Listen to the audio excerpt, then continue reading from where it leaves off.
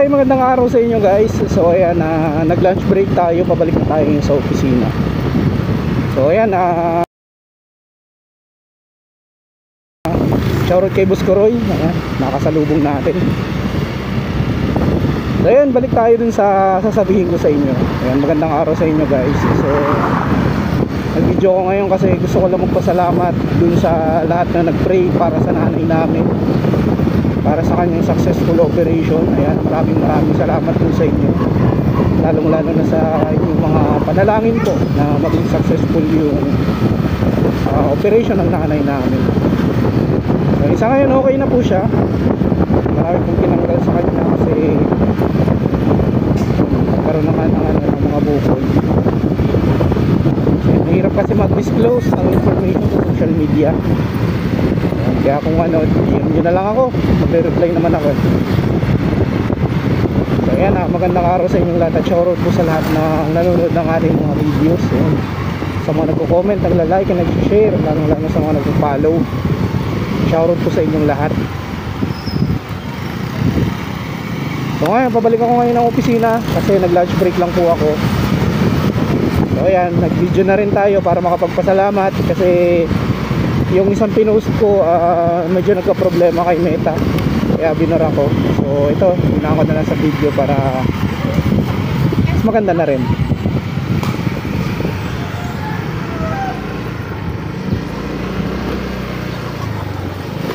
Kaya matagal-tagal tayong hindi nakapag-vlog ng ganito, kaya medyo nabablanko yung isip ko, hindi ko alam kung ano yung sasabihin ko.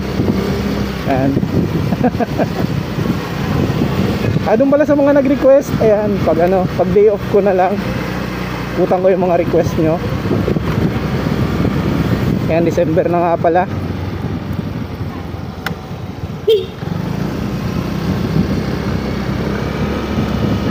Basta ako, wish ko lang ngayong December gumaling lahat ng may sakit, kasama na yung nanay ko. Tsaka good health na rin para sa lahat. Ang hirap kapag may nagkakasakit ka mag-anak. Di biro yung pagod, di biro yung puyat, di biro yung gastos.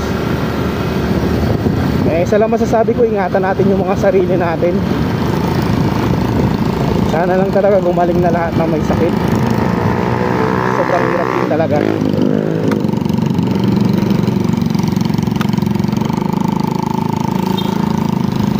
Di alam nung ban kung saan pupunta.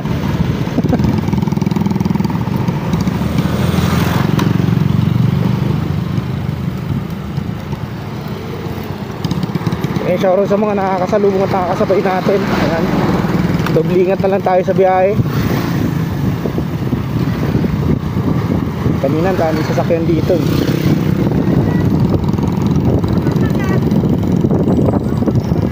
Yun, shoutout ko na lang yung mga maaalala ko. Ayan, shoutout kay Boss Martin Bogs Buagaw sa Motorstar, oh. Ayan, shoutout kay Boss Jero Severa. Yan, kay Kuya Ryan Agnes Reyes, shoutout po sa inyo. At saka sa Jing's Barbecue House. Ayun, kay Kuya Kimli Busilig sa Kimli's Lechon. Meron sa bayan, meron dyan sa crossing ng Banga.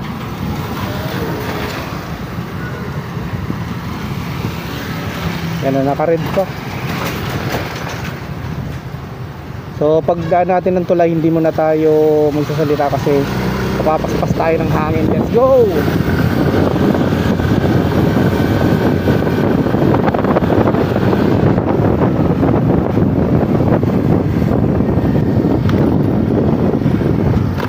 Ayan, shoutout din sa Honda 3S ng Ragay sa Skygo. Ayan, shoutout din dito kay Tijuana at saka kay Tia Bioli.